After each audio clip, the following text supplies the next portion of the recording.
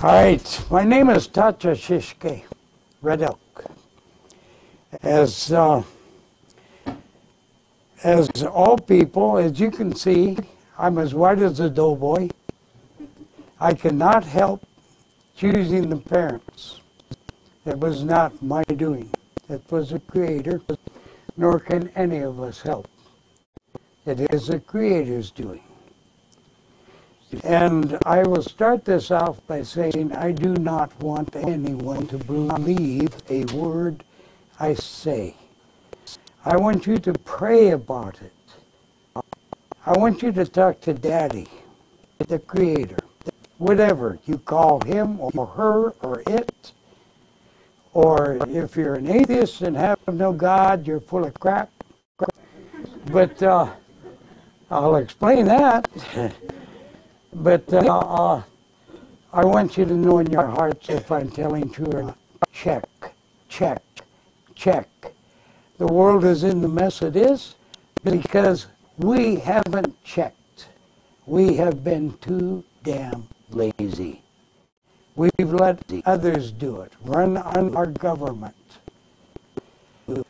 The churches tell us what to do. Mama and Daddy, that's good. We have rules. We have regulations. We have laws. We have to have it. There's a lot of people here. You know, we've got to be able to interact in our own space. We're getting more and more people, more and more crowded. But I am French and Irish, Shoshone, and Blackfeet. I have no card to prove it. My mother turned it down. She was in the age when to be, and forgive me if there's a black person here, I don't see any, but it doesn't matter. Where to be Indian was to be nigger or worse. And she refused the card. My grandmother had the card. My great-grandmother had the card. The great-grandmother that is in the Blackfeet side. On the Shoshone side, my great-grandmother had the card. I don't know what happened from there on in. But nevertheless, I don't carry a card. And frankly, I've seen too dang many half-breed people, and much less than half, that I don't know. I'm saddened by them. I'm sickened by them, and I'm sorry for them. But they try to outdress an Indian in powwows, and they try to outdance them in powwows, and it's a sad thing to see. But I understand why, because we are a people without a nation. We're despised by most Indians. They don't want a damn thing to do with white people, most. And I can't blame them. And have the same trouble with the white people. Hell, you're Indian, you're crazy. So we have no place. We have no tribe. We're a tribe unto ourselves. Whether a half-breed Indian and white, or mulatto, half white, half black, or whatever. We are the half-breeds of the world. And we have no place to live. But we are here, and we are here for a reason. Now, I and myself, I spent 41 years learning the way that I have become into. I am an inner Hayoka, not just a Hayoka, an inner Hayoka. Then I am also the Society of Hayoka. And I am of the Society of the Red Webs. And now, an honorary member of the Twisted Hairs at the Cherokee. And most of them are not happy that they got me. No, you know, it just happens. And I have no choice. And in Twisted Hairs, I see that I have at least one good-looking Indian gal here. And have you heard of the Twisted Hairs? You're from Hawaii? Well, then you're a natural Indian of Hawaii, right? You know the coup? Oh, wonderful, wonderful. I know that medicine. That's a great one, man. I share that with people. I love it. I've used it. I taught American full-bloods how to use coup. They didn't know anything about it. Or they don't today. They've become so white-eyed. Anyway, the inner society, as you've already noted, there are disagreements. And the thing is, the inner Hyokas are not traditionalists in the way of the full-bloods. And there are only 12 of us. And we do take our orders direct, not from the traditionalists, but from the Creator. Whether they want to accept that or not, I can't do anything about that. And I have been ordered to teach certain things.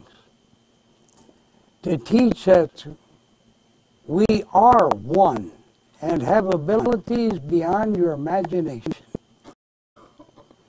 And this breaks with tradition. And I get angry traditionalists, but we are one. We're from the same mind womb of the Creator. Whatever you call that Creator, he, she, cosmos or whatnot. We are all a thought, His dream. We wouldn't exist if He did not dream us into existence. And life does go on after we lay this body aside. He keeps dreaming you, but in a different, a purer, a cleaner way. There is a heaven, a hunting ground, and it's really neat. It exists. So, I am your brother, and you are my brother and sister. Whether you want to accept it or not, that's your prerogative. I cannot not accept it because I know we are all from the same mind womb of the Creator. But again, I do not want anyone to believe a word I say. I want you to check it. And then just talk to Dad or Mom or whatever you call and say, is this true or not? And then listen. Be quiet and listen. And listen. You can hear His voice. I'll say He, I'm comfortable with that. You can hear His voice occasionally. And Lord, man, when that one comes down and actually speaks audibly, only you can hear it, but believe me, it's audible in your head. It's like a giant road roller coming down from 12 miles overhead. It floors you. And then again, He speaks in your heart. And just listen. Many of us say our form of communication with the Creator in our own way. And but the biggest problem is we don't shut up and listen. So we don't really hear His guidance. We don't pay attention to our heart. We don't pay attention to anything audible unless it's that damn road roller coming down. Boy, you'll pay attention in a hurry when you get that. But I will say something about the Christian world. I too am a Christian, but the word Christian means Christ follower. That's what it actually means. And I try my best to follow Him. He was the firstborn of the knowledge of what a man can do if they're in right heart with the Creator. And He is our walking example. And by the way, He's not dead, and He died for 3 days, But when he went up with his heart beating and blood flowing in his veins. He's alive like we are. And he's not the first. Elijah, I believe, it speaks of in the scripture. He too was taken up in that form. And in the Indian world, there are some that still take a holy person out and place them in a holy place and leave them there, dead to you. And after 3 days, if they do not come back into camp, they go and bury them. But there have been known numerous times when this so-called dead person, who has actually died in the way that we know it, has gone before the Creator, gotten the instructions, come back down, kicked back into life, gets up and goes and tells the people what they're doing right or wrong. So Christ is not the only one that died for 3 days. It's known amongst the American Indians, the Canadian Indians, and I can only assume all over the world.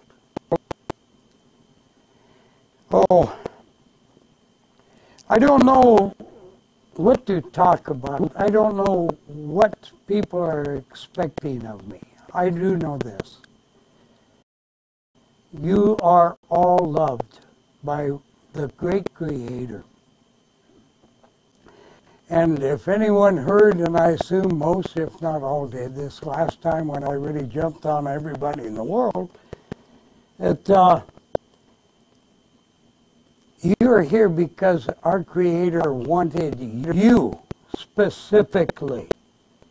Your parents were here, and are in some cases, because He wanted you. So He wanted them so He could have you. And their parents to have them so He could have you. On down the line. We are His children. We are, let's put it a little more specific, His child. And we are important. Our morals have slipped. I'm not here to preach or anything like that, but I want you to look at yourself, not at your neighbor, not at your husband or wife or whatnot. I want you to look at yourself and see what displeases, what is wrong, and get it right. And get back to true heart. And then we can unite in true heart as one, as we really are anyway, but with a deeper purpose in life. And then, God willing, Creator willing, those of true heart will be able to meet as one in unbelievable ways. Through telepathy, through physical meetings, and we can fight against the dark that has come onto our planet and help our Mother Earth to heal and all the dark children to heal. We have that ability, that duty, and that's right. But it all starts right here, friends, right in the heart, not in the medicine bag, but right in the heart. And so I hope after tonight, maybe all of you, hopefully every single one of you, will start looking deep within and think about all the great times that you had doing what they call sin. Disobedience to God is what that means. Going to bed with each other when each other is a brother or a sister in truth. And well, let's face it, most of us have been young, and that was the thing to do, especially amongst us guys. Notch our gun, got another one. And it's hard to say to the children, don't do that. because you're defiling your own system.